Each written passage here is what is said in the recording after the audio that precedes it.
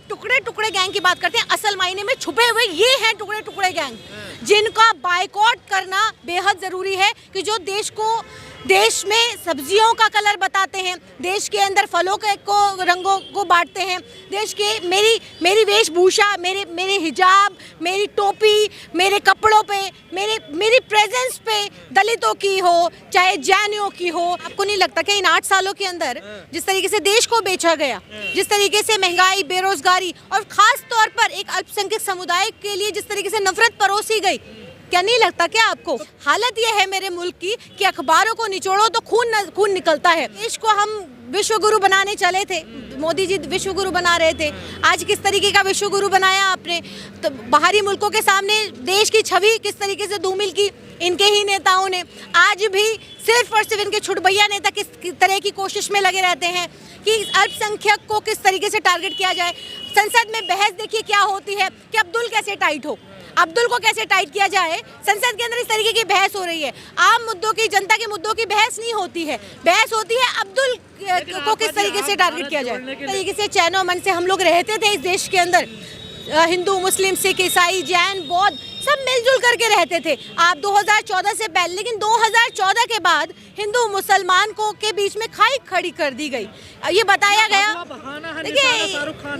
देखिए शाहरुख, मैं तो पूछ रही हूँ, शाहरुख खान बिकनी दीपिका पादुकोण ने पहनी, बायकॉट शाहरुख खान का हो रहा है, ये बात समझ के परे है। नेशनल मीडिया भारत जोड़ो यात्रा को नहीं दिखाता है, दिखाता है किसको है? पठान मूवी को दिखाता है कि पठान मूवी में दीपिका पादुकोण ने कपड़े क्या पहने हैं, गाना कौन सा चल रहा है। लेकिन आप लोगों का मैं शुक्रिया अदा करती हूँ, आप लोग यहाँ पर आए हैं, भारत जोड़ो यात्रा को दिखा रहे हैं। Subscribe now and press the bell icon. Never miss an update.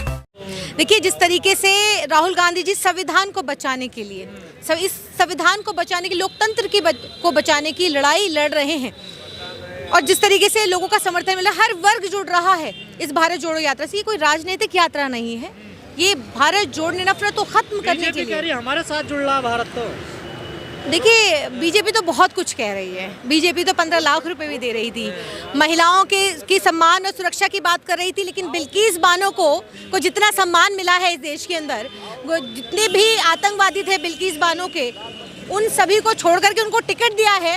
तो भाजपा तो बहुत कुछ कह रही है। भाजपा तो देखिए जिस तरीके से इस 8 सालों के अंदर भाजपा ने देश को तोड़ने का काम किया, नफरत और डर से देश को तोड़ा है, वो हम सब जानते हैं, जनता जानती है।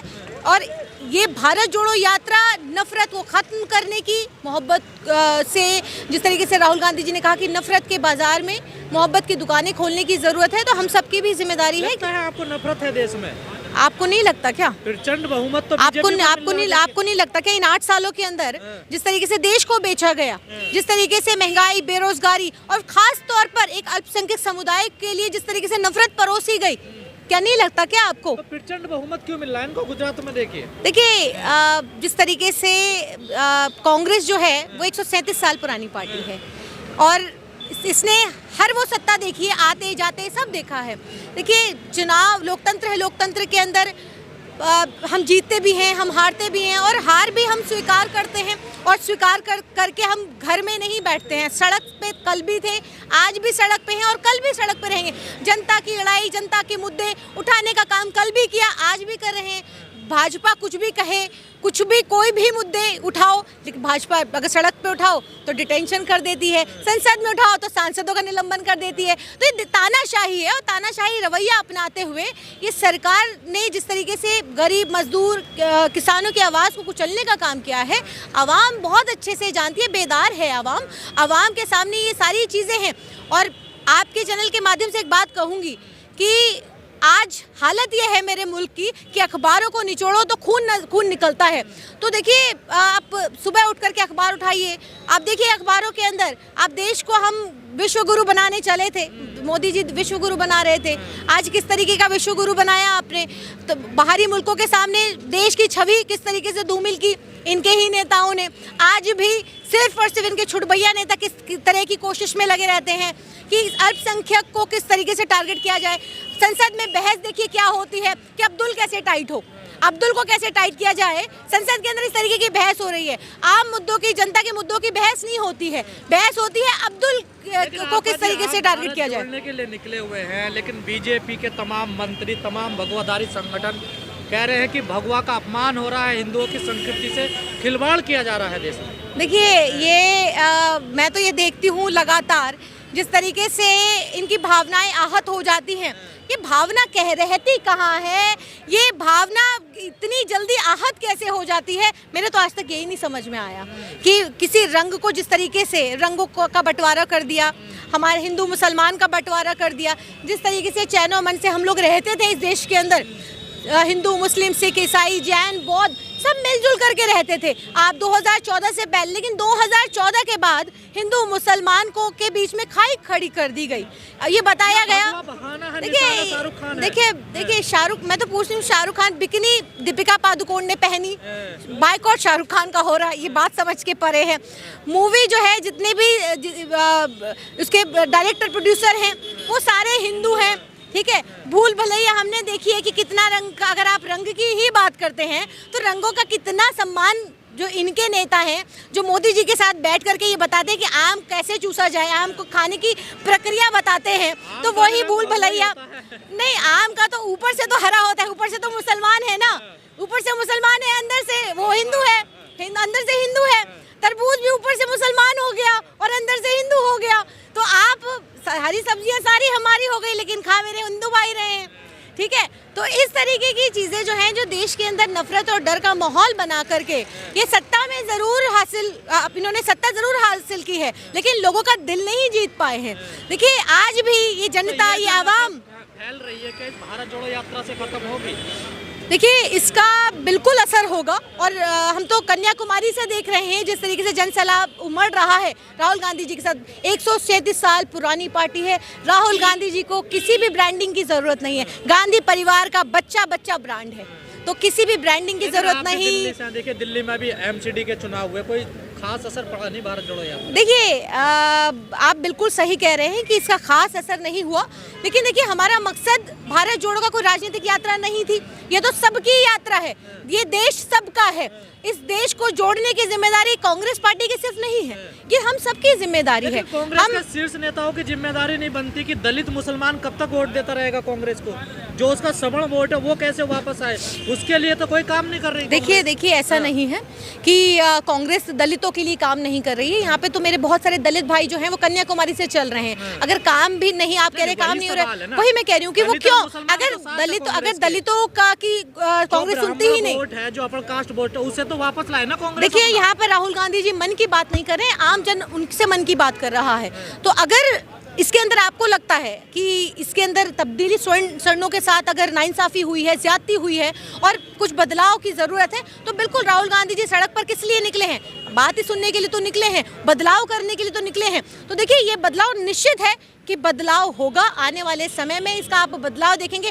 अगर ये आप ये कहते हैं, जो नेशनल मीडिया भारत जोड़ो यात्रा को नहीं दिखाता है, दिखाता है किसको है? पठान मूवी को दिखाता है कि पठान मूवी में दीपिका पादुकोण ने कपड़े क्या पहने हैं, गाना कौन सा चल रहा है। लेकिन आप लोगों का मैं शुक्रिया अदा करती हूँ, आप लोग यहाँ पर आए हैं, भारत जोड़ो यात्रा को दिखा रहे हैं, जन सैलाब उमड़ रहा है, राहुल गांधी जी को समर्थन मिल रहा है और दिल्ली जिस तरीके से बाहें फैला करके राहुल जी का स्वागत कर रही है, ये बहुत बड़ी बात है, सराहनीय है। कपड़ों पर भी बैन होगा, किस कलर का क्या कैसे पहनना पूछना पड़ेगा भगवाधारी संगठनों से। देखिए नफरत फैलाने वाले जो लोग हैं वो ऐसे लोगों का, आप टुकड़े टुकड़े गैंग की बात करते हैं, असल मायने में छुपे हुए ये हैं टुकड़े टुकड़े गैंग, जिनका बायकॉट करना बेहद जरूरी है। कि जो देश में सब्जियों का कलर बताते हैं, देश के अंदर फलों के रंगों को बांटते हैं, देश के मेरी वेशभूषा, मेरे हिजाब, मेरी टोपी, मेरे कपड़ों पे, मेरी प्रेजेंस पे दलितों की हो चाहे जैनियों की हो। आप देखिए ना, जैनियों का जिस तरीके से मंदिर तोड़ा जा रहा था, लगातार जैनी आवाज़ उठा रहे थे, कौन सुन रहा था?